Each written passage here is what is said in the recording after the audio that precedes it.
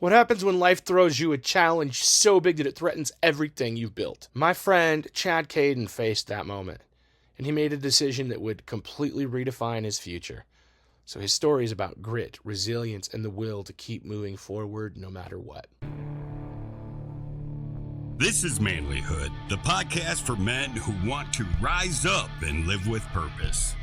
With your host, Josh Hatcher, this show is here to help you level up as a husband, father, leader, and man, with real conversations and strategies to help you in every area of your life.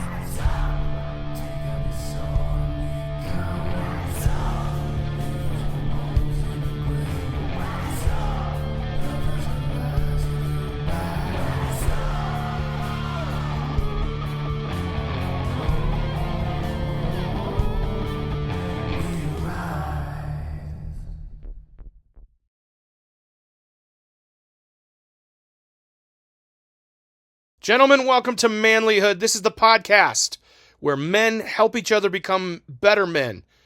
Here, men are forged. Men are forged because iron sharpens iron. We become better men by connecting with each other and learning from each other. And I'm your host, Josh Hatcher, and honestly, I do this podcast, one, because I believe it's my mission to help other men become better men, but two, because this podcast and the conversations that I have on this podcast help me become a better man. And yeah, that's why I do this. Today I'm sitting down with Chad Caden, and Chad Caden grew up literally across the river in a tiny little town in the middle of nowhere, Pennsylvania.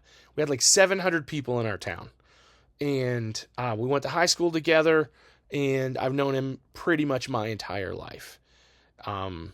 He's a good guy, a great guy, but he's got a fantastic story. He's a retired Chief Master Sergeant from the U.S. Air Force, and his story, his journey is nothing less than inspiring, to be completely honest with you. So he dedicated his life to service. He led with strength and perseverance as he served through the military, but when an unexpected medical battle threatened everything, he had to make a choice. Do I stay in the fight and let it take me down? Or do I fight back? And that's what Chad did. And we recorded this interview shortly after the hurricane ripped through the area that he lives in North Carolina. So we talk a little bit about some of that as well, what things were like there in North Carolina. But we also talked about his life and his story. And we talk about growing up in Rowlett too. So we had a fantastic conversation. I feel like, there's a lot we can learn about just what it's like when two people who know each other have a cool conversation too. But yeah, it's good stuff. So we're going to get into it. But before we do, guys, join the Manlihood Man Cave, because we can connect, we can grow, we can become closer together, and we can help each other level up. That's what we do. So go to Facebook and type in Manlihood Man Cave and click join the group. And then it's going to ask you a couple questions. That's just to make sure that you're a guy and to make sure that you understand what we're all about there. And just join the group. And then once we let you in, post something so we know who you are and what's going on in your life. And if you have questions or if you see the guys going through stuff, encourage each other. That's what we do there. I'd love to have you be a part of the group. So before we go any further, guys, I just want to, again, encourage you. Let's make Manlihood something special. If you like this episode, if you learned something from it, let's share it with a friend. So, without further ado, let's get into this conversation with Chad Caden. Chad Caden, how you doing, man? Doing good, bud. How you doing? Good to see you, brother. Yeah, you too, man. It's awesome to have a conversation with you. Like I said before we started rolling, I don't think I've talked to you since probably 1994, which is, not in person. We've kind of chatted on the internet a little bit. Yeah. But yeah. So we went to high school together, grew up, and elementary school. I think, we've kind of, you just lived across the river from me, man. When you lived in Rowlett, PA, you lived close to everybody. Yeah. And we all convened on Bill's Kindle. Yeah, for sure. People have no idea, like when I talk to people, like when I went off to college, right? And I know you can relate to this for sure when you went off in the military and you tell stories about our hometown, like where we grew up. Like they look at it like, where the heck did you grow up, dude? You know, when I first went in the military, my first full duty assignment was Seymour Johnson Air Force Base in Goldsboro, North Carolina. And so this is Eastern North Carolina, and it's relatively rural, right? Not by our standard, okay, but what you would consider rural. And I'd have all these Southern guys, because there was a lot of civilians on the base as well that would work on the base, and you got to know them, and they'd be, you Yankees, y'all city boys, and they'd always tease me. And I was like, man, you have no clue. I said, my county, the county I grew up in, had two stops. Okay. So that tells you in itself, like the size of it. And by land size, I believe it's the third largest county in Pennsylvania. So I said, wrap your head around that. I was like, trust me, I have no city boy. Yeah. Okay. Yeah. I tried to explain to people that we had, our town had 700 people, and that probably included a few cows that got counted in the census. So, Exactly. yeah, we had to drive an hour to get to a McDonald's when we were kids, you know? That's how I always classified if you grew up in a big town. When I, started making friends from all over the US and stuff, how I classified if you were from like a big town was, did you have a fast food restaurant in town? And if you did, I was like, sick. That definitely means you're from the city. If you got a McDonald's, holy cow. Yeah. It was just a different world, for us growing up, man. So, I spent a lot of time, basically in your backyard, which I don't know if you knew that, but, there was a camping spot right behind Driglovich's camp. Yes. And I would go camping out there, like right after the axe murder. Yeah. Dude, Yeah. like it was like they hadn't even caught the guy yet. And me and Sean Chilson, we'd go camping out there. And like, what were we thinking? Like our parents, like our parents all loved us kids, right? Like all of us were all like kids. All the parents looked out for us, but like the stuff that they like, we all ran feral, dude. Like it was a completely feral existence for the 90s kids and 80s kids, you know? It was, but I think like you said, in a good way, it made us, like, I see it now, and maybe it took me a while to reflect on it, but the more and more as we both get older, right?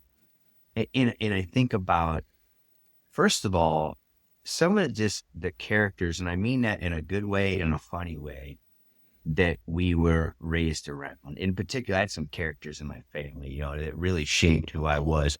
But then you said, like, the way that myself and Sean Chilson and Luke Mosier and Chris Chilson and us, like, we would load up, mount up at like 0600, and we would go like all day building forts or whatever, and practicing for the Red Dawn invasion or whatever was going to happen, So, but it's funny that you mentioned the axe murder, right? Oh, man, I try to tell people that I'll tell you a wild story.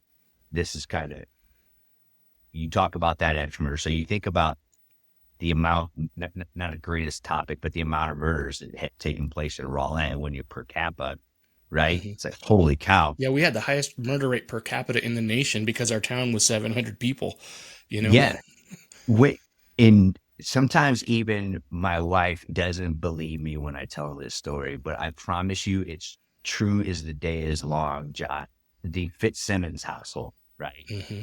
Okay, so for those people listening, this Fitzsimmons household in the early 70s, an individual murdered his mother, his father, his aunt, and uncle in the same house. So as you can imagine, a town of 7 people, like, that is a significant event.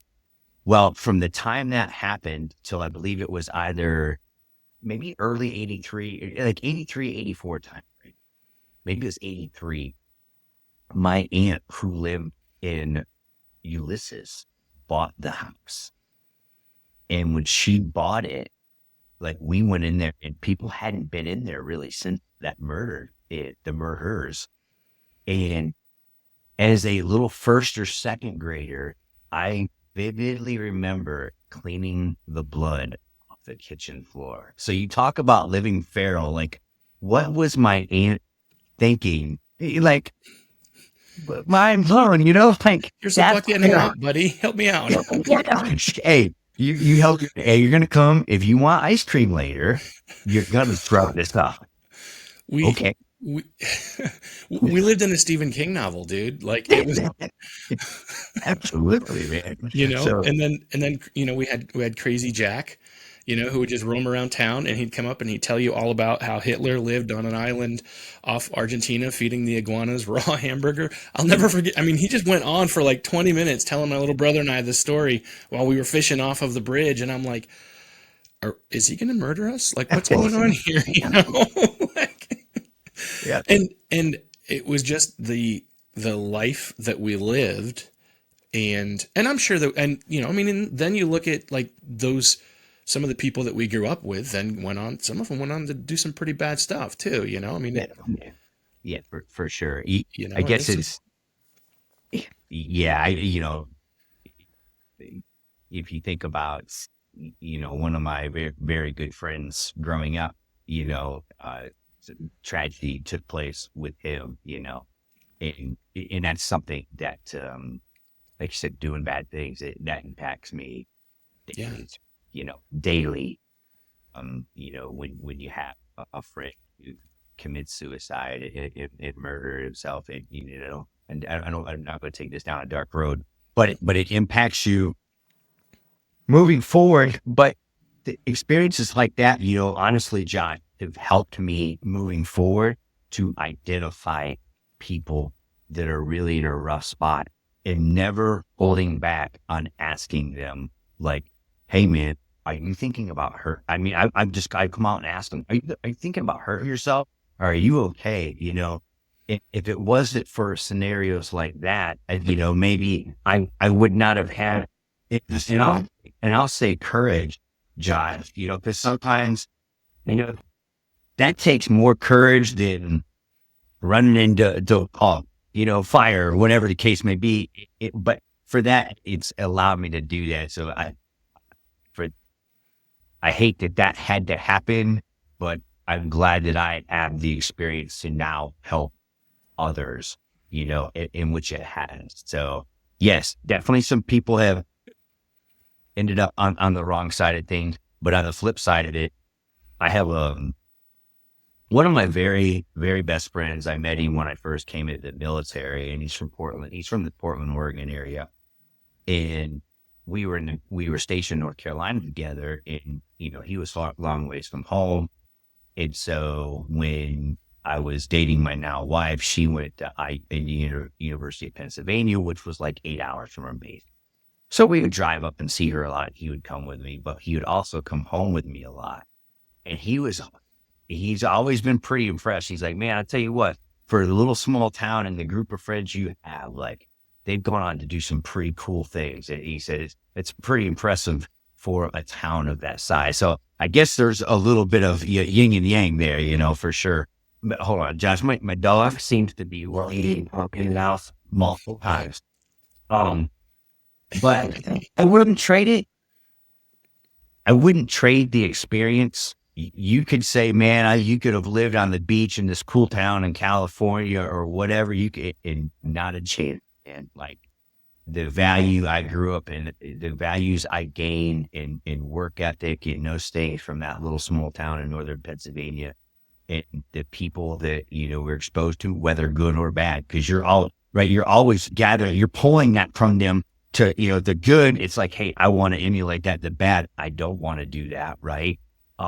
They were pretty formative, and I feel like shaping who I am now. Granted, your parents and all that have a large say, but man, you can't that surrounding it impacts you. And I'm a Potter County, Pennsylvania kid to the truest core, man. And even though I don't live there, I just, it is has a very special place in my heart for sure.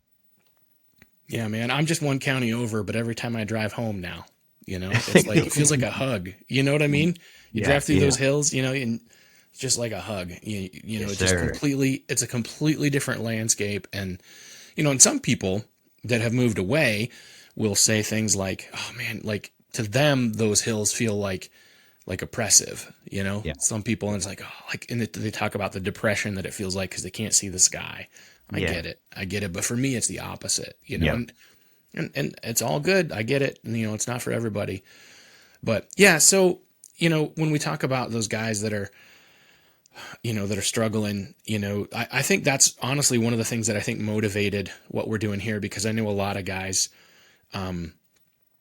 who have, you know, either committed suicide or made really bad decisions. Maybe they got into drugs, or whatever, you know, and there's a lot of people that I've known over the years that have gone the wrong path.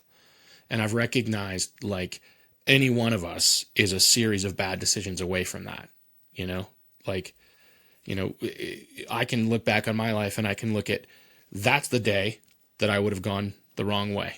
You know, that one decision would have led to that, and would have led to that, and would have led to that, you know, if I would have kept going, you know. And so I that's part of what motivated me to start this, because I know the guys, you know, like, hey, I want to offer some hope.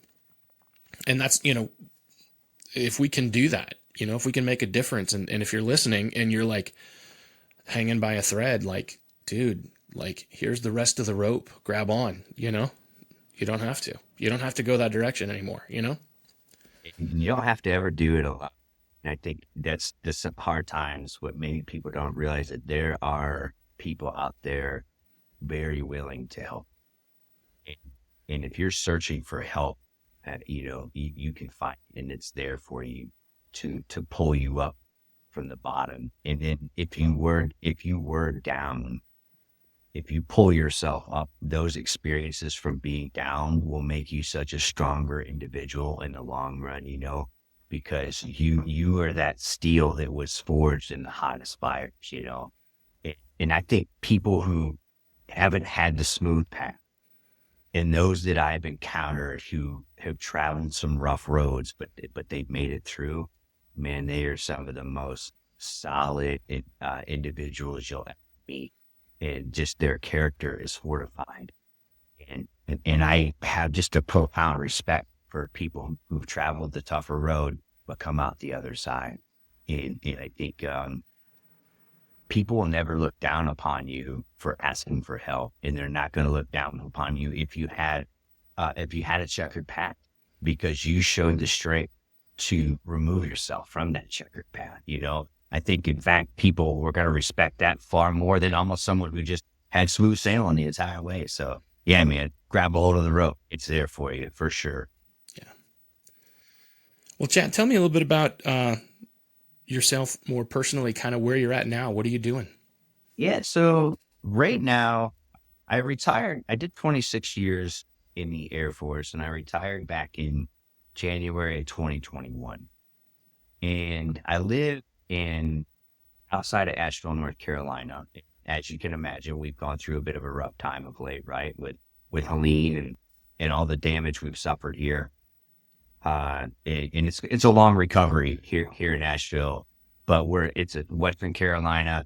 Western Carolinians are a strong group of people, and we're gonna resolve, and we're gonna get through this. It's such an electric area with so much to offer, with music and arts and the outdoors. Like, and so many people are drawn to it that it has no choice but to recover. But anyways, so I work for, this gets a little complicated, just follow me. I work for IBM, but IBM has a contract with headquarters United States Air Force. And so I'm basically a military consultant for IBM, and I work from home part-time, but now I'm traveling to the Pentagon a lot as well. So I've taken all of my knowledge from my 26 years of Air Force, and I'm just continuing to really work for and with the Air Force in advancing program. It's kind of cool. So I'm working a program right now where it's all about enhancing the interoperability between Canada, the UK, the Aussies, and Kiwis in the US. So it's a really fun program. I was just giving it like 2 months ago, and I'm kind of head first into it right now. And hopefully it brings up some cool travel. But yeah, so I work at a lot of words to say I'm a military consultant for IBM, but I live in Asheville, North Carolina area, man. And my wife and I, we really love it here. We lived here in the early when we lived here. We lived here from 2008 to 2012. I was an Air Force recruiter here, and we always said if we can get back to Asheville or the Asheville area, like we're gonna do it. And when I retired and I got this job working remotely, man, the house was on the market and sold in 2 months, and we packed up the cats and we were headed to Carolina, baby. So here we are. Yeah. Yeah, that's awesome. Yeah, we were there just last summer near there. We came up through and stopped near Hickory in that area. Yeah. We've got we had visited there when we were in college, and so we stopped at this place. Honestly, we went through there. The only reason we went there is because there was a place we went when we were in college called Sims Country Barbecue. I don't know if you've ever been there. Is that in Hickory? Yeah, it's right outside of Hickory. I haven't been that. I haven't. You need, if it's not too far, go from where you're at. Go there. It's just like this barn, and they serve the best barbecue, and they have like bluegrass music, and it's amazing. So we stayed at an Airbnb, which is like at a goat farm. So the goats come up on your porch.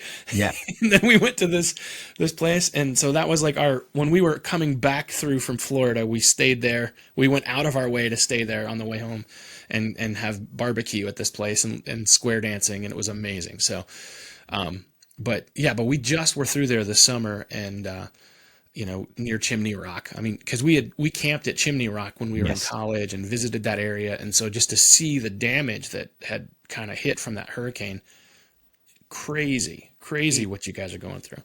It's unprecedented, Josh, and we were caught off. I mean, in some ways we were caught off guard, but not fully, definitely not prepared for what we encountered, and like you said, at Chimney Rock is going to rebuild.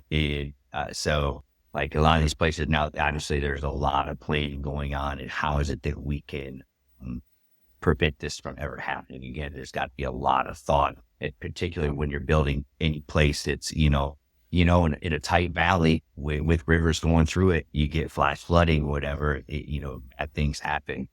But, listen, man, there's no distance really too far for good barbecue, first and foremost. Yeah. And where did you go to school, John? We went to Liberty University in Lynchburg. Oh, you went to, yeah. Okay. Yeah. Yeah. So can I got one goat story. So I have a small infatuation with like goats, right? One time I had a couple of my good friends who were getting out of the service. And these were my very good buddies. We'd gone on multiple deployments together, and I spent like over a year in a tent with these guys. So you get close, right? And I'm like, man, we're going to throw these guys a going away shindig.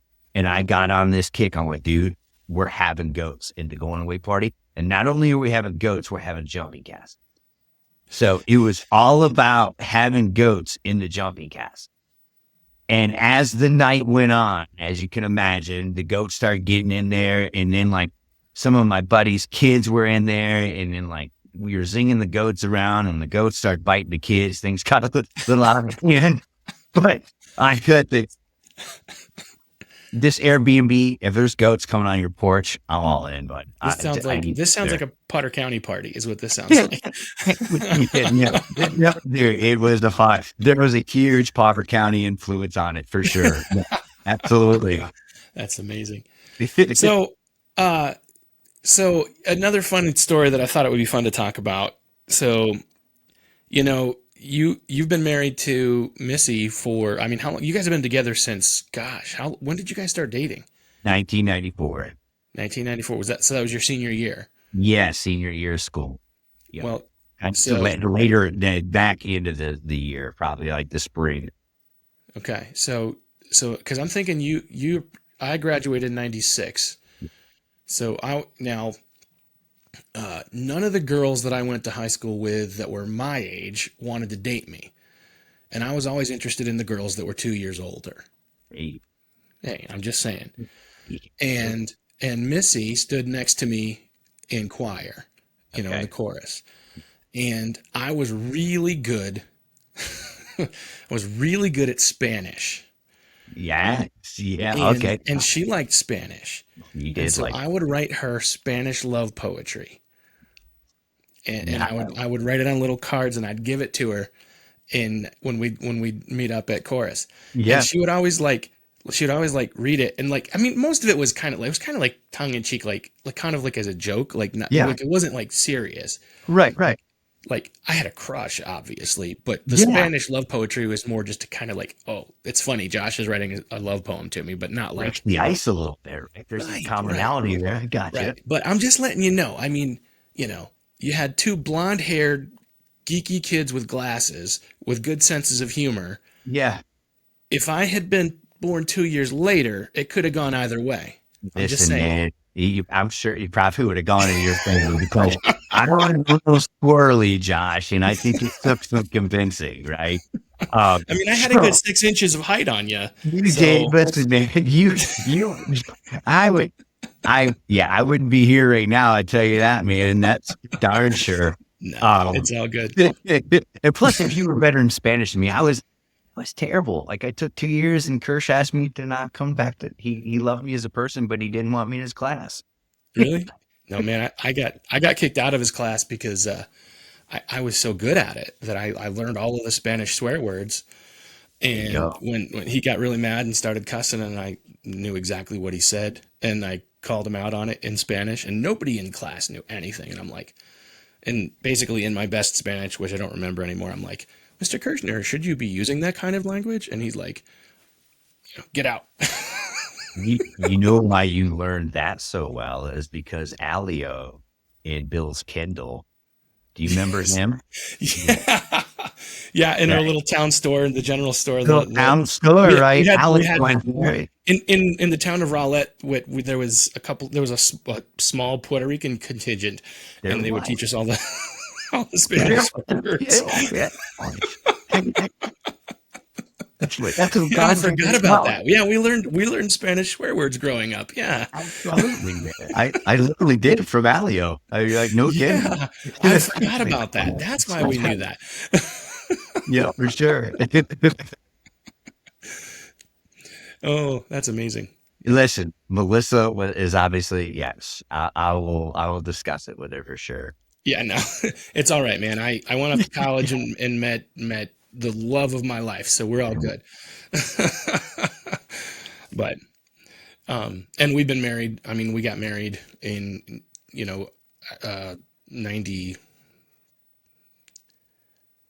98, 4th of Oh, July 99. We had twins 1 year on our 1 year wedding anniversary, and we've okay. been married since. So, and now we've got grandbabies, so it's awesome.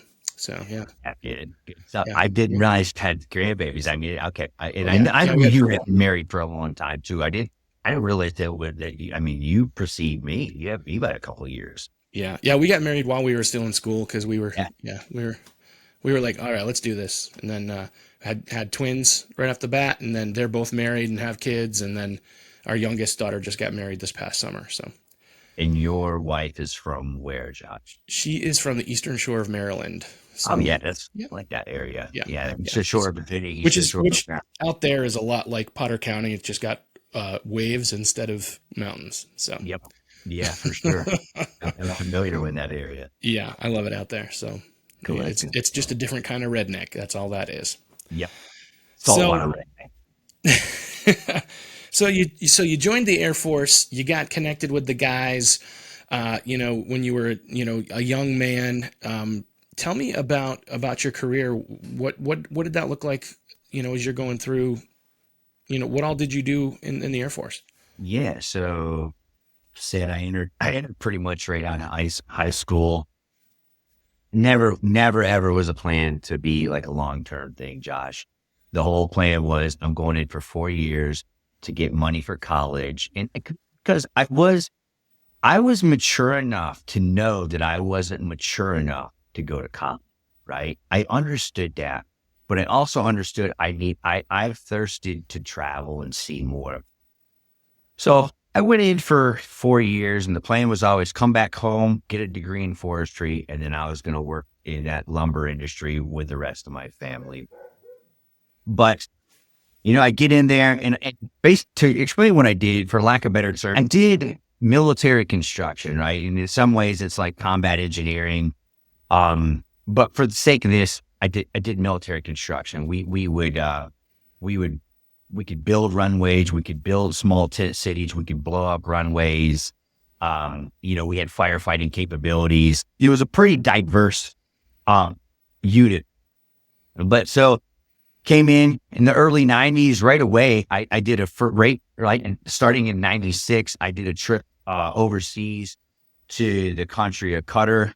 And then I went back again in 97, did a trip back to Qatar. And so that was, this was pre 9/11 and all that. So that was a pretty good experience. And I really, when I went and did what I felt our true mission was to do in a deployed location, it resonated with me.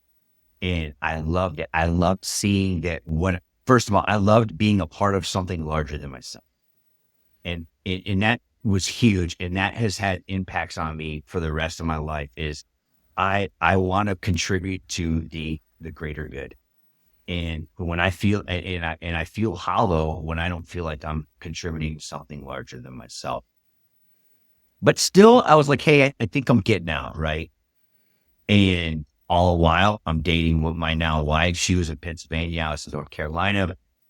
But the military has a funny way sometimes of hooking you with, throw some bait out there. And I was right around my time of when I could get out. And they were like, hey, you have the opportunity where you can go to this unit in Montana, Florida, or Las Vegas. And I was like, well, I've always wanted to go out west. So I went to Vegas, right? And I went to Vegas after my girlfriend at the time. I went to Vegas in April of 98. She graduated college in May of 98. She moved out to Vegas. She actually lived with Kevin Higley, right? So it was a friend of hers from high school. Kevin was living in Vegas. She was with Kevin while we're out there. And then when I was in Vegas, I was with a unit that we were a rapidly deployable unit. And we were gone a lot. I was doing kind of almost 6 months gone, 6 months home type thing. But one of the most impactful moments, definitely early in my career, Josh, was in January of 2000, I did a humanitarian trip down to Haiti. And we went down there, and it's a nation building effort, right? And we went down there and we built work.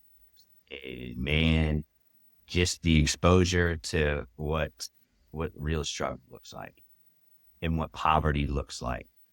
And what true desperation can look like. But along with that, being embedded with these little orphans on a day-to-day basis, despite the situation they were handed, just the joy that they approached life with every day, it couldn't help but impact. And then to see from what they had when we got there, and we were there for 3-ish, 4 months, right? And from the time we left and how we were able to improve their living standards, that was the moment where I said, okay, I'm pretty sure I'm going to do this over, right?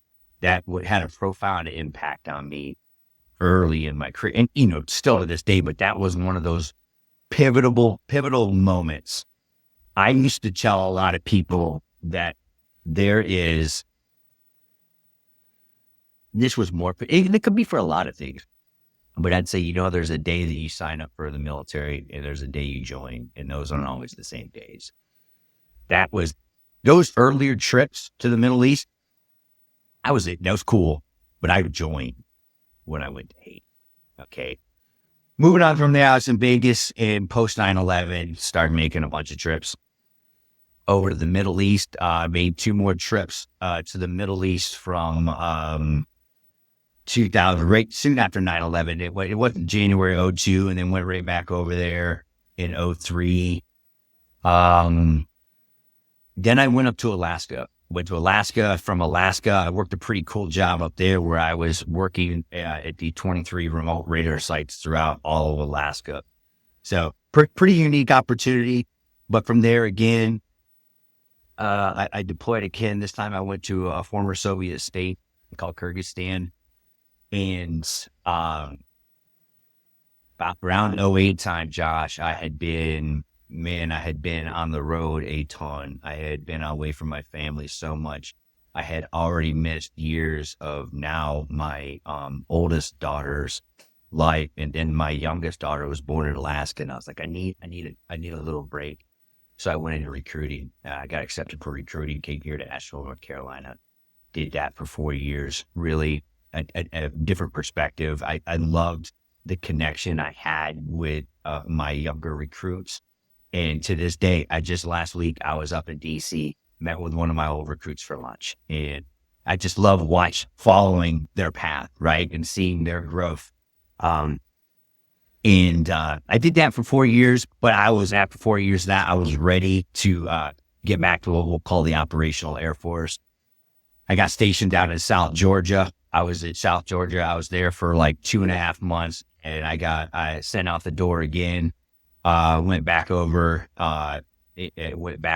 to Central Asia, Afghanistan, Kyrgyzstan, and got back from there soon after, man. Kind of surprisingly hit my family a little sprite. We got a quick kind of no notice assignment up to the Virginia Beach area, which was a bad one. By this time, I was working on my second move within like 18 months. So we went up to Virginia Beach, and we spent, it was actually Yorktown, Virginia. You're familiar, right, Josh? You were there in Lynchburg. So, I was in Yorktown, and my family spent 6 years there. From there, deployed, went overseas 2 more times. And my final time, I spent a year over there in a job where it was pretty cool. That just, for the purpose of this, I'll give you a little details on it. At this point, I had made the top enlisted rank that there is. It's called Chief Master Sergeant. It's the top 1% of the enlisted force in the Air Force, right? And so I was with a unit where I had roughly 500 plus individuals that the commander and I had underneath us, and we had work dispersed throughout 9 different countries in the Middle East.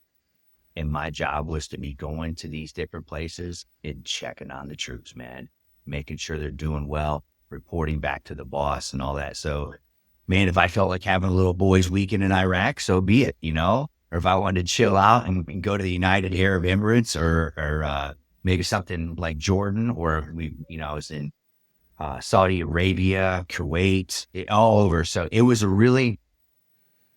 from that assignment there, I felt really circling back, right? I was really a part of something larger than me. And not only larger than me, but there was an important part of it to be larger than me, but there to be a personal connection.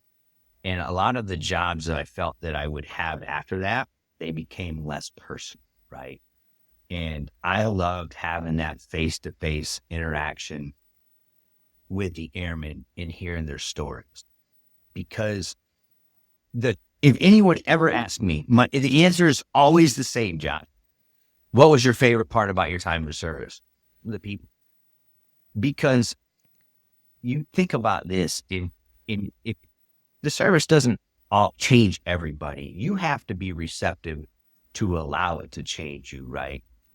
And one of those ways is, what I love most is you have the most diverse group of people that could ever be brought together that have to come together to accomplish a common goal.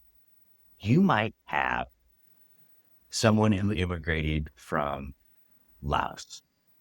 You might have a black kid from Alabama, a Hispanic kid from LA, some farm boy from Iowa, maybe, some city boy from New York City, then throw maybe someone immigrated from Poland, and then maybe you have a kid from Potter County. whatever it is. And it's not all guys, right? It's guys and girls, whatever. It's a mixed bag. And it's like, all right, accomplish this goal. And you have the 4 stages of a group, right? Forming, norming, storming, and performing. Or forming, norming, storming, forming. Yes. So a lot of times those differences it's hard in the beginning and there's a lot of clash. It's almost like that when you first come in and no place is as cool as where you grew up and you're not receptive to hear about all the other great places in the United States, right? Well, the only good food is in Philadelphia with cheesecakes. Well, there are cheesesteaks. Well, no, actually down south, they make this stuff called barbecue that's pretty darn amazing. When you brought them together and you understood that it was our differences that was our strength. And when you could really grasp onto that and appreciate it and utilize the differences to your benefit, not your detriment, that's when you found success. And I loved hearing the stories of how people ended up where they were. Man, in particular, Josh, I get talking to these kids and they'll be like, well, I was from Ghana. And, and they would tell me their story. And, then I immigrated to the U.S. and I went on and I got a degree from Ohio State University. And then I came in the airport and just to see their path and their resilience and their determination, you can't help but not love those individuals and what they represent. And ultimately, getting a little patriotic, right? But that's truly what the America is at its core, is taking on those huddled masses and then, making it our strength, not our weakness. So that's kind of, 26 years. I really condensed it in there, 10 trips overseas. Got some great travel. I've got to see, I have a passion to travel and learn about new places. Right. And, a lot of the places I was told to go when I was in the military, now I'm going to play a point in my life where I can go all where I want to go. But another thing that we would always do, because, I was just a young enlisted guy and my wife was getting her career started. We didn't have a ton of money, but we would always maximize the places that we were living at the time and see as much as we could in that area, and really appreciate that. But hands down, it was the greatest, it was the best thing that, I'll be careful saying, obviously marrying my wife and having my 2 kids, those are the best things right there. But let's take that out of it, right? Those were the best things that is the best thing that ever happened to me. I allowed it to, and it made me the individual that I am. I can honestly say I'm happy with that individual. I have no qualms with who I am. So it was a heck of a ride, and I wasn't necessarily fully ready to get out, and that's why I'm excited about the role I have now, because I still feel like I'm giving back to the service that gave so much to me, and a lot of times my dad's, he's like, hey, you're retired from the military, but you could just hang it up, and I'm like, man, I would have too big of a void. I could go and volunteer and do things like that. I'm not saying there aren't things I couldn't do, but at this point, I just don't think I'm ready to hang it up. I'm 48 years old. I just want to be a part of something larger myself, and I still feel that I am. So that's always a resonating theme with me, is being part of something myself. Yeah. Well, it's awesome that you've got a job that still lets you basically kind of serve almost in a similar capacity too. So you're still a part of that. And that works pretty cool. So yeah, man, I just don't need the MREs. That's all. I can serve. Right. Yeah. And you might even have a little bit more freedom in terms of assignments and things like that, maybe a little bit. Yeah. So yeah. I assigned myself to Hendersonville, North Carolina. Right. Yeah. So, Another thing that I've noticed, like I said, cyber stalking you a little bit, uh, which is kind of fun. Isn't it neat that we can kind of keep track of people's lives? That like, uh, you know, um, but I did notice, kind of watching your story, and as we keep track, I noticed that you have lost a leg. Yeah. What's the story there? Yeah. So, it's, we, first of all, we don't fully know what caused this thing to happen, but basically, really, I don't know, Josh, like 2010 or 11, I started I just was feeling a lot of discomfort in my foot, and, and then like it was starting to hurt to stand, and I was uncomfortable a lot. And I honestly said, this is what it's like to get old. I'm like, and I want to see what they're talking about. Like, old age hurts. But, and it just continued. I kept going and seeing different doctors, and I used to have tendonitis. And then it was kind of around the time I was going from Asheville um, to Georgia. And when I was in Georgia, and when I got from there, I went over on this deployment. Man, I'm on this deployment, and like I'm so uncomfortable all the time. But I'm muscling through, and I go. They gave me like oral steroids. I come back from that trip, and then I permanent change station up to Virginia. Soon after I get there, I go over and I'm in Jordan for 6 months. And when I'm there, like I'm trying every home remedy known to man, every type of massage gun, anything you can think of to like alleviate this pain. It's not, and I'm masking it day in and day out. I never let anyone see that I'm absolutely struggling. But when I'd come home at night or into my little area at night or whatever, it was just like a complete release, and um, now I've changed doctors, blah blah blah. Still, they can't figure out what's going on. And I get back to the States and continuing to pursue, what's wrong with me. And I keep kind of get stonewalled. And finally I had to go up the channel and request for an MRI. And I'd been asking for an MRI for quite some time. And once I got an MRI, they were like, well, now we know where you're so much discomfort. Your foot, basically, your talisman is completely dead. And I lost blood flow to my foot years and years ago, which we don't really know why. Um, and really from that point forward, honestly, Josh, I asked them, I'm like, man, just take this thing off. And they wouldn't. And we had to try to do some things to stop it. And through that year prior to taking it off, I was just, man, I was getting gut punched a lot. And the thing was, like I said, I always put a good face on. I every day, when I'd go to work, my bosses and stuff, I put a good face on. I was always joking around, whatever, but I'd come home at night and I'd shut the door and I'd lay in a black room and just like, man, I was in just, I didn't want my kids to see their dad this way, so I just would like hide it. And ultimately, after a year or so of trying some procedures, they're like, yeah, man, we got to take it off. And that did not come without consequence, though, either. And I've had a ton of issues, Josh, with it post amputation. I've had all kind of nerve issues that I'd get to where I couldn't wear my leg for like anytime I sit down, anytime I'm in a car or whatever. I couldn't wear it. I would stand I couldn't stand up. I couldn't walk very long. I was encountering a lot of issues, right?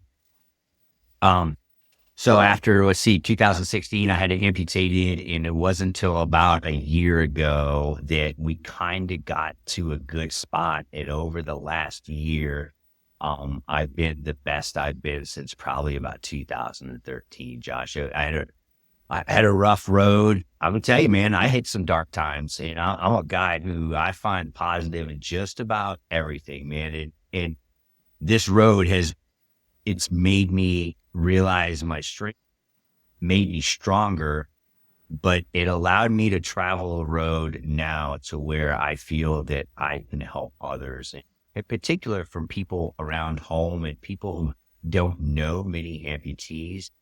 I want to I become like that mentor to them and be able to, just what to expect, or is this normal? Is this not normal? And because you just want to have someone who understands what you're going through. Like, you could be empathetic and sympathetic for it, but you couldn't really understand what they're trying to explain to you, right? But when they tell me, I'm like, oh yeah, I know exactly what you're talking about. It feels like a 12-volt battery is hooked to your big toe. That's called phantom pain, or whatever. So it's also given me a platform for a lot of other kind of speaking engagements and stuff that I probably wouldn't have had otherwise. It enables you to reach people. And so for that, it's like when I told you I would never change growing up in good old Raleigh, Pennsylvania. If I was offered the opportunity to have my leg back, I wouldn't take it, man. I would not trade the experiences that I'd had and the path that I had to walk. And sometimes not really walk, but that path that I had to take, to get from there to here, um, it's life experiences I would not change. It's definitely fortified like my armor, it's so for that, I guess I semi prideful to be an amputee. Right. It's something I've been thinking a lot about lately, just how much pain sucks, but it's something that really shapes us. And like, I don't know, I spent most of my life avoiding the pain, and sometimes the only way through it is the pain, like you have to go through the pain. And it's, I don't like to accept that, but it's just the truth. But, yeah, I've got a good friend. We do a thing. We're about to revive it here again, soon. Probably by the time this airs, we will have started to revive it here on the podcast. We call it Fight Club, and we're not supposed to talk about it, but we do. Where we just have a bunch of guys come over to my house, and we get cheese and crackers and coffee, and we sit around and shoot the crap, and one of the guys is an old friend of mine, and he's a double amputee. He's got diabetes, and he's Okay. And we talked to him quite a bit. And I have a lot of questions for him, just because he loves talking about just everything. So he's a really, really neat guy, and he loves he's also the kind of guy who wants to be that resource for people who have to go through that. So, and yeah, like you said, like, it's when you've gone through something like that, you want to be able to help, so I can understand that. Yeah, and there's a young lady I talked to who lives in Port, for the people at the town where Josh and I went to high school. Her name is Emily McCready, and she's a little warrior, man. And I just have love. I got connected to her. Someone from Port connected me to her, and we formed a relationship. We have not met in person yet, but I know her, Josh. And we've had some long phone conversation, text messages, and all things to get her to some things. And she does a great job, in particular because, man, I had the resources of the military, and I'm in Walter Reed National Medical Center and all this thing. She's kind of doing it alone, so it's been great to watch her progression as well, and how she's grown so much. And as a strong woman, and so I'm super proud of her. Yeah, I've known her for quite a while too, so it's awesome to see her Yeah, progress as she's worked through yeah, the stuff that she's had to go through. So, and yeah, I think I'm proud of you, man, because I think a lot of people, when they're faced with that kind of diagnosis, right, give up, dude. A lot of yeah, people give up, like, maybe not completely, but they resign themselves to say, all right, I'm not going to fight anymore, And like, I think what has encouraged me about you is, dude, you're like still doing jujitsu, and you're still hiking, and you're still kayaking, and you're still doing the things you love to do. Like, a lot of people are like, no, I'm just not going to do any of that anymore. You know? yeah, yeah. I it's unfortunate when that happens because I mean, you know, no, the term new normal, it's, been used a lot over the last few years, but I really, you had to find your new normal. I could not, if I walked around comparing, pre-amputee Chad to post-amputee Chad, like you're going to walk around disappointed, right? You have to, but understand you are different, but that doesn't mean that you have to totally change who you are. I'll tell you this. Was something I was kind of proud of. There was two things. Josh was I mountain bike a lot, right? And I had never done like 100-mile mountain bike race. And I had my leg amputated in December of 16, and there was a 100-mile mountain bike race out in the George Washington National Forest, close to Harrisonburg, Virginia, right? In September of 2017. I said, well, I'm going to do that race. And I did that race, right? And that was having that goal in front of me. Like, I had to eat the elephant one bite at a time, right? But it was, the progressive steps, but I knew that was my ultimate goal. And then another thing for me was after that, I had to fight to stay in the Air Force, but I wasn't happy just staying in the Air Force. I told you, I love the overseas mission, where I feel I was contributing. I said, I'll be damned if I'm not going to deploy again. They're like, well, you don't need to, Chad. You're a chief master sergeant, and we've got this strategic desk job you can do. I said, no, not me. I within a year of my amputation, I got 100 on my airport because I said, well, what is it that you determine fit for duty? And they say the fitness test is fit for duty. And I said, okay, well, if I get 100 on this thing, you can't tell me I can't go on said deployment, right? And so that was another goal I set for myself. And that was kind of, once I accomplished that and I proved to myself that I could return to full service, I think I was okay with getting out at that point. But you have to have not like a pat myself on the back. It's more about telling, the people out there who was going, they're maybe having a difficult time, or that there's something, you have that ultimate goal you're looking for, but you got to have those small intermittent goals as well, right? In eating that elephant, I say all the time, you got to eat that elephant one bite at a time, but with kind of come full circle through all that, I also still understood that I would never fully be completely what I was. And you have to come to terms with that and be okay with it. But that happens as we get older anyways, right? We're not going to be full, we get older, and getting old does hurt. But you can still find a new norm where you can have a very enjoyable life, despite whatever physical challenge that you face, particular. So it's unfortunate when people just throw in the towel, because I saw it a lot, Josh, and you see them that they, kind of just almost made themselves wheelchair bound or fully rely on crutches or something like that. And it's like, listen, you better get comfortable being uncomfortable. And if you can do that, like, you can make it through it. But that is absolutely like, a necessity that I feel like I've embraced, is the ability to be comfortable being uncomfortable.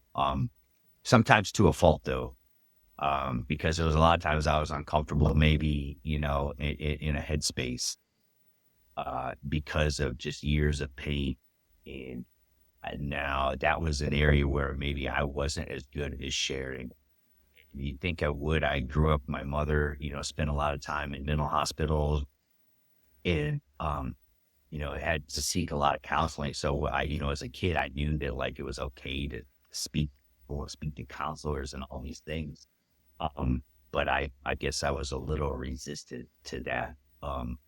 That's an area, that's a fault of mine, I think, a little bit with that, where I could be better for sure, but I'm learning. We learn every day, right? Yeah. Yeah. I actually didn't know that, Chad, about your mom. Yeah. So just quick.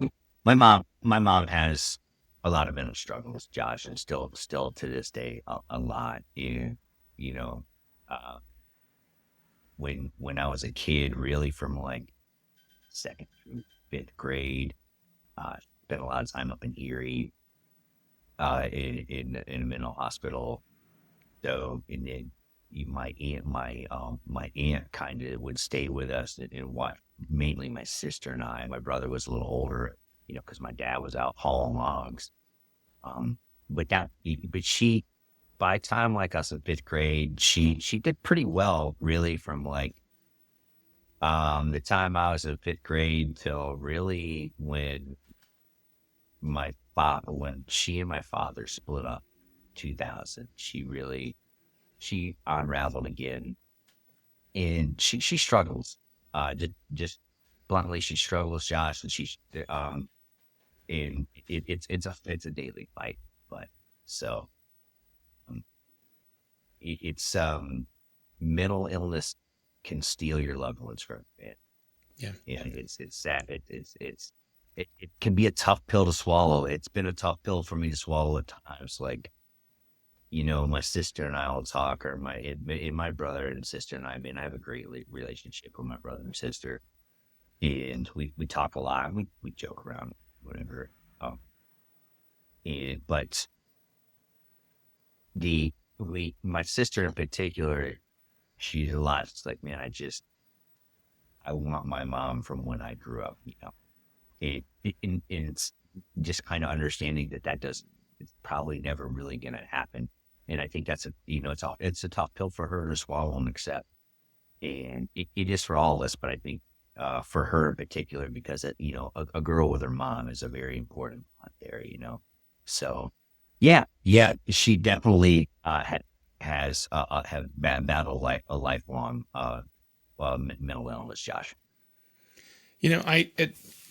Because it's something that we talk about that a lot, because I think that everybody has. I mean, we all have health, right? Like, Yeah, we have health and we have illness. Everybody has that, and it's one of those things where I say that, like, so everybody has mental health and everybody has mental illness. So we all have that, and then we have people who have situations where it's worse for some people than it is for others. yeah, And we have people who are in situations where they have something that needs more treatment. And I think it's easier then, when we see it that perspective, to not be in that position where we judge, because there are days when I'm depressed. There are days when I'm anxious. There are days when I am not healthy. yeah. And that always helps me to view it that way. And now, a lot of times I say it in a way that my wife says, you shouldn't say it like that. But the way that I say it is, I say we're all bat crap crazy, Yeah, yeah, yeah, just in absolutely. That's varying right. degrees. Just in varying degrees. But that's not necessarily the nice way to say it. But that's just the truth. It's the truth, man. And the other thing that you realize is when you look inside other families, you're like, man, We're all these crazy, just people in are varying crazy, degrees. man. Yeah, exactly. Yeah, when you get small exposure, you're like, "Man, they're crazy too." We're all crazy in different degrees. Yeah, And different. so I'm Absolutely. not, there's definitely no judgment for anybody that's in that situation. Yeah, But I can tell you that, I know that it can be rough when you see somebody hurting, and you see that pain that people are going through. And the other thing that really stinks is how poor of a system our country has, right, for dealing with it. yeah, And and it was worse then. You would think it's better now, but I don't know that it's gotten enough better to really help people. And it's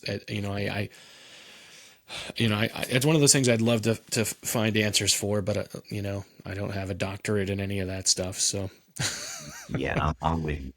Yeah, for sure. Yeah, a lot of the issues that we have, derive from the mental illness. The number of people that are mentally ill, unfortunately, and that we don't have a grasp on it. And I don't know, I don't know. We do get a grasp on it. I'm not really sure. And like I said, I don't have the answers to it. So Yeah, because it's so complex, because there's so many it things is. that cause it. There's There's everything from trauma to biological to, I mean, there's so many different reasons why it can happen for people. And so we just need to have compassion and empathy and recognize that any one of us, like we said earlier, is, you know, every one of us can be just, you know, when we're all in a situation where we're not doing well, we need to reach out for help. absolutely. So, Yeah. so, hey man. So, real quick, I know, cause I've got some other questions I want to ask you. Yeah. Yeah. Tell me about jujitsu. Yeah. It was so. First of all, a mutual friend of ours, right, is Isaac Greeley, and Isaac's been a great friend of mine since I was 5 years old. And Yeah, I've had him on the podcast. yeah, Great dude. yeah, yeah, Used to ride the school bus with him. Great dude. yeah, absolutely. And my friend to this day, right? I still come up to his camp in Port in June, and I'm going to see him this weekend. We remain in great contact.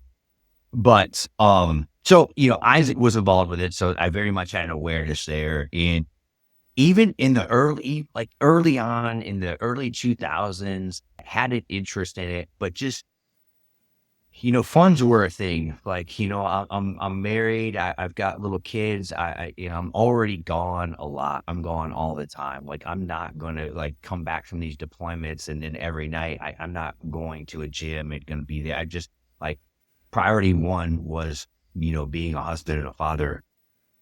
And, so I didn't really have the opportunity. I was very interested in it. And it wasn't really the day that basically I retired from the Air Force. I said, I know that I need to be a part of a brotherhood and sisterhood, where we're working towards a common goal. And it's a varied group of people, Josh. Man, jujitsu, like people think it's just like a bunch of meatheads or whatever.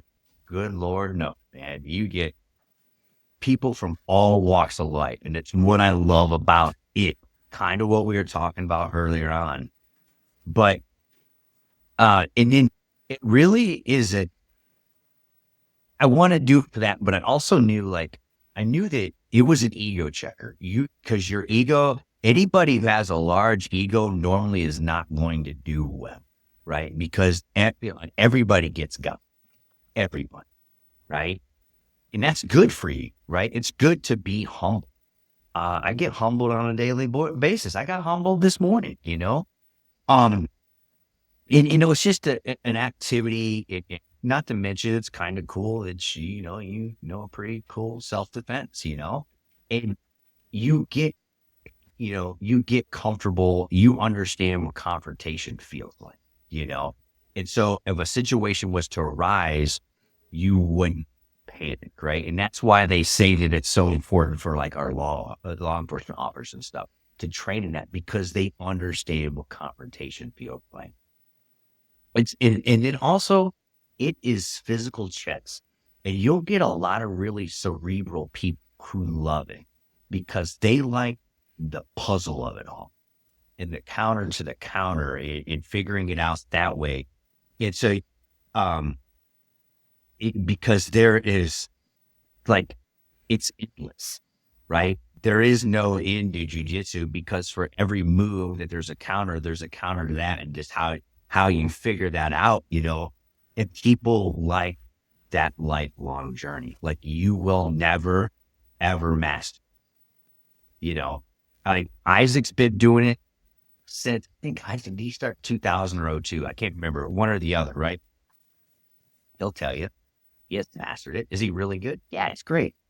But he has mastered it, and he never will. And that's part of why he loves it. It's part of why I love it. I can see, I love the fact that I know that it's something, obviously how you go about doing it as you get older, you have to be very mindful of that, right? And there's a lot of etiquette that goes to the mats but it can be a lifelong journey, and I love it, man. It's such a great way to start my day. I've already done something pretty hard, very hard by 7 a.m, right? Because the class starts at 6 a.m. and we got a good group got a great group of guys and gals at our gym, and we have fun. We joke around. We have fun. We also scrap too. It's I got the bug, man. I got the sickness for sure. Yeah, That's awesome. I love it. Yeah, That's awesome. Yeah, I think I'm working on the heavy bag right now. I think yeah, for me, if it's going to be boxing, that's kind of what I like. I'm a little bit more of a pugilist, so I've been doing cardio, and I've been doing a little bit of lifting, and I've been doing the heavy bag in the morning. Not every morning on the heavy bag. It kind of depends on how much time I got that morning, but for me, that's what I like. I love knocking that heavy bag around, and I don't like getting hit. So, but yeah. so, but there's nobody that wants to get hit by me yet. So I got to figure that one out. I got to find somebody that wants to box. Yeah, But man. You should, if you ever get down here. Hey, our gym we have jujitsu in boxing and kickboxing. And man, our instructor, our head striking instructor is just an awesome and great individual. People love how he instructs. It puts on a great class. If you ever get down this way, I'll get you to class. yeah, I'd love to actually have some, like, I've had some instruction on form a little bit, but I actually haven't really done any with actual striking with a person yet. Like, I just, Yeah. other than like when we were in middle school and somebody would run their mouth and I'd have to, there's a couple of pokes and then Mr. Kasky would step in. So that's all we got, Exactly. That's old school washer right there. That was about all. You get a couple pokes and then Mr. Kasky would jump in the middle of it. So. Yeah. And that's not a small guy right there. How many times do you think my dogs went in and out during all this? I don't know, man. Those dogs are great. I could hear him snarfling at one point in the conversation, but that's all good. My dogs are dogs, man. Yeah. I love it because sometimes I'll have a podcast. We'll be talking, and a little kid will walk in. I'm like, "Hey, Dad," and I won't edit that out, man. If a dog or a kid comes into a podcast, doesn't bother me. No, yeah. That's one of the greatest parts about working from home is I have my golden retriever and our little miniature spaniel, man, and like they're with me. I think the little dog gets upset when I'm not in my office. Like, she wants me in here 24/7 so she can just be sleeping there. Like, she man, so she's told that I'm in my office tonight talking to you. She's like, all right, that's another hour in the fuzzy bed. All right, Chad, I got some questions I got to ask you, man. We ask Yes, all sir. our guests these questions. So the first one, what does it take to be a man? You looking for one word here? Which you can take as much as you want to answer that question, or as little as you want to answer that question. I think there's okay, for one, integrity, right, is a huge one. I mean, integrity to yourself and integrity to others is definitely, that is a huge part of being a man. Willing to be bold and stand up for those that don't have the fortunes that you have, right? That's being a man. One of the biggest things for me, Josh, it is a huge pet peeve, is when, and this doesn't necessarily be a man, but it's about being a man. Is when people you feel you have nothing to gain from, you don't treat them with respect, right? But you'll treat someone you feel you have something to gain with respect. And what you haven't figured out is that person that you feel you have nothing to gain from, you're probably going to gain a lot more from them. Treat people equal across the board, man, and with respect and dignity, and understand that we all didn't travel the same road, right? We haven't all had the same opportunity. So, man, just treating those that you feel, you perceive that you have nothing to gain from the same as everybody across the board. That's being a man, right? Respecting others and treating people with dignity. You know what else is being a man, Josh? This was a tough one. I had to be a man on Saturday. Had this strangely sick raccoon hanging in my garage. And it wouldn't leave. It wasn't rabid, but it wouldn't leave.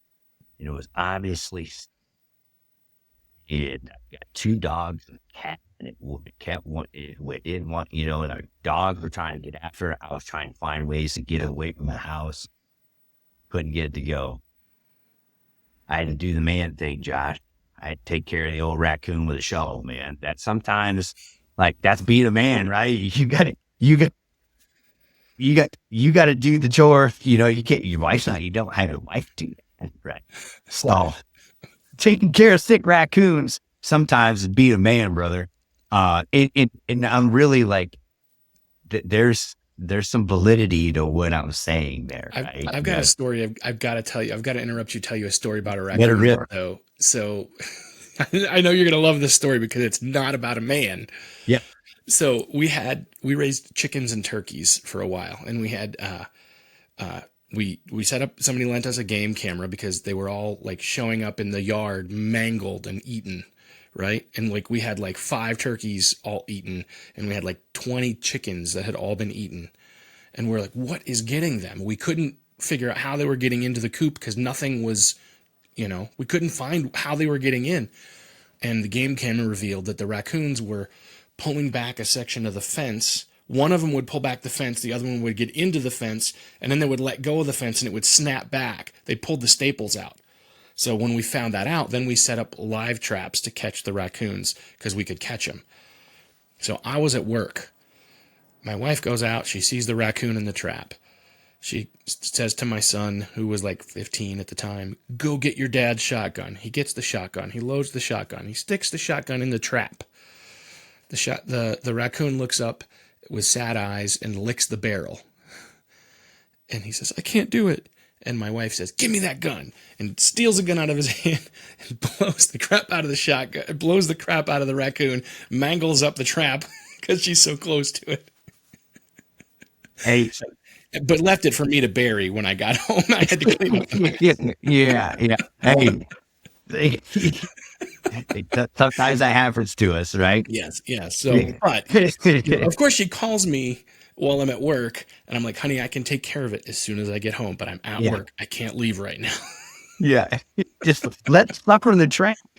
He's fine in the trap. He's not going to hurt anything. I'll take care of it when I get home. But the cleverness of those darn raccoons, man, those trash pandas, they are smart. Your story that reminded me. But there's so much truth to that, though. Like, it's the man that kills the spider, right? Yeah. Honey, there's a spider. Will you go kill it? Yeah, absolutely. Like, the spider didn't do anything to you. Why do I have to kill it? Just leave him alone. He'll leave you alone. Yeah, I get a lot of texts for sure. I'll go kill the spider because it takes your fear away. That's right. It's fun, but that's that can be being a man. And there's a lot of forms of being a leader. And a leader isn't always being the individual who's standing on the table and shouting that I'm the leader or whatever, but finding scenarios and situations where you lead, where people lack direction and you need to step up and be the leader. But being a leader of men is being a man, right? For sure. In understanding that it takes all different forms. It's not always what you think. Like, it's like the military general in front of 1,000 people. Well, yeah, he's a leader, but guess what? The individual at the local knitting club, for whatever the case may be, maybe he is a form of a leader there as well. It takes all different forms, but that is being a man as well. But I was the airman first class who did a really good job that day. Set a good example. Absolutely. Yeah. Those are informal leaders. Yeah.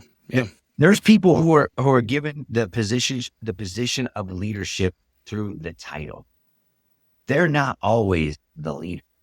Right. The title, don't ever confuse that the title makes you the leader, right? You could have that airman first class who he informally, like all the other airmen and stuff, look up to him, and then those above him, they're like, that's the dude, right? It don't rely on a title to become a leader. Become a leader, and you will ultimately become that leader.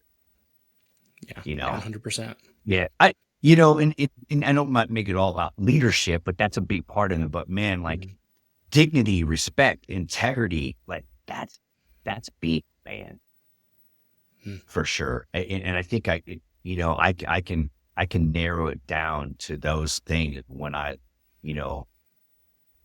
I really want to boil it down. That's probably what it is for me, Josh. Yeah. Yeah, we could do another whole podcast episode Yeah, just on that. exactly. Right. You can dive down that road of Yeah. leadership and all that, but Yeah. for sure. Yeah. All right, Chad. Let's say you get your hands on a DeLorean with a flux capacitor. You can get it up to 88 miles an hour. Boy. And you can go back and talk to 10-year-old Chad Caden. 1986, baby. Yeah, I'm with you. What are you going to tell him?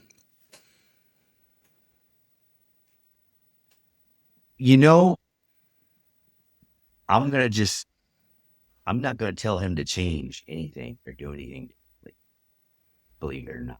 I'm going to say, Chad, you have a lot of great things that are going to take place in your life, and you're going to have some challenges that take place in your life. Of course, like I'm not changing it or telling me really to do anything differently. There might be like one or two scenarios, small ones where I'm like, hey, maybe remember that night where you like peed in the bushes and state college. Like, don't do that. I don't need that. Whatever, something like that. I save myself fine. But for the most part, man, Josh, I'm just gonna tell me to stay the course, bud, because everything that has happened, and even before I was 10, but from 10 to 48, it has made me exactly who I am, and I'm okay with that, and I look forward to what lies ahead. So I don't think I'm gonna change a whole lot, friend. I'm gonna keep the course, bud. Sounds like a plan. I Maybe know I what will he would have give been it doing. He'd have been riding his BMX bike on the piles over by remember the piles over by Dragovich's camp back there? Oh, Yeah, man. right behind my house, bro. Heck yeah. That's where we were. So I remember that. The That's piles. what we called them, right? What were they? They were just big piles of dirt. It was like an old abandoned, or like it might have been a partial excavation pit or something they had, but it was just a bunch of piles of dirt that over time, through our bicycles and four-wheelers and motorcycles, they just became in the coolest trail system. They were the best. They were You could the best. catch air. Yeah, You could they were the catch best. air, That's where 10-year-old Chad would have been. So. Oh man, you would have found me at the piles. Yes, launching my book. Okay. Last question. What is your best advice for the men that are listening today? So, some of that maybe goes back to what it takes to be a man, right? What we talked about. I think there's some advice to be had there. Treating people with dignity and respect. Having integrity, being true to yourself. That goes along with that best advice for being a man, but be the man that 10-year-old you. I think that you can really keep it that simple, man. And I hear people say this a lot, man. Be the person your dog thinks you are, bro. Like, and I think it really made me think about that. I think about these decisions a lot, Josh. Like, I have 2 daughters, right? You have children. You know how much you love your children, and you want them to think positively of you. A lot of along with what would 10-year-old Chad Caden, would he be proud of what you're doing right now? But would my 23-year-old Maya Caden or my 19-year-old Billy Caden, would they be proud of what you're doing right now, right? And I think if you think about that and how your actions impact those that care about, that's a big part. That's some good advice, I think, to take with yourself. And like I said, don't be afraid to be bold and be a leader of men. And being a leader of men comes in a lot of different formats. But there's an opportunity within your life. Those who are listening right now, there's an opportunity for you to step up and be that man, and be that man that others look up to, that they want it. So I think I'll kind of leave it at that. But Yeah, I think that's excellent advice, man. I appreciate it very much. yes, sir. This was awesome, bud. Hey, I'm really glad we got a chance to catch up. And yeah, next time that you're in town, holler at me. Let's get together. We'll do so. We'll grab a burger or something. Heck yeah, but we will do, Josh. This is good, man. I love what you're doing, brother. This is, like I said, you were someone who deserved this platform, and this day and age allows you to. And that's awesome. Well, I appreciate it, and I'm really grateful for it. And we're getting to do some pretty cool things with it, and it's growing, and I get to talk to some pretty awesome people. Yeah, man. It's pretty cool that, like, I get to talk to, in 1 minute I get to talk to the people I rode the school bus with and hung out with, in high school. And then in the next minute I get to talk to people who have been on some of the top podcasts in the world, Yeah. Yeah. I get to talk to people who've been on the Sean Ryan show, and Chad Caden. And they're on equal footing to me. You know what I mean? So to me, that makes me excited. So heck yeah, man. That's good stuff, brother. Keep it up, man. And this was awesome. I appreciate it, man, for sure. No problem, man. I appreciate you very much. Thanks. Yeah, take care, Josh. See you. You too. Chad, I appreciate you so much, man. I appreciate that you're a good man. I appreciate your story. I appreciate your humility and your honesty. And I'm glad that we got to spend this time together. Looking forward to the next time you come home. Let's get together and grab a burger or something, man. If you guys learned something from this, please share it with a friend. And let's chat about it in the Manlihood Man Cave. So go to Facebook, type in Manlihood Man Cave. Let's have a conversation. If you appreciate this episode, like I said, share it with somebody. Leave us a rating and a review on Apple and Spotify. And let's get the word out about what manlyhood is and what we're doing. This is a mission. This is a movement, and you're a part of it. As always, I love you. I'm proud of you. And I'll see you next time. Thanks for being part of Manlihood. Now it's time for you to rise up and take action. Join the Manlihood Man Cave, our free Facebook group, and connect with the other men on the same journey. Don't forget to subscribe, leave a review, and share that episode with a friend. For more, visit manlihood.com.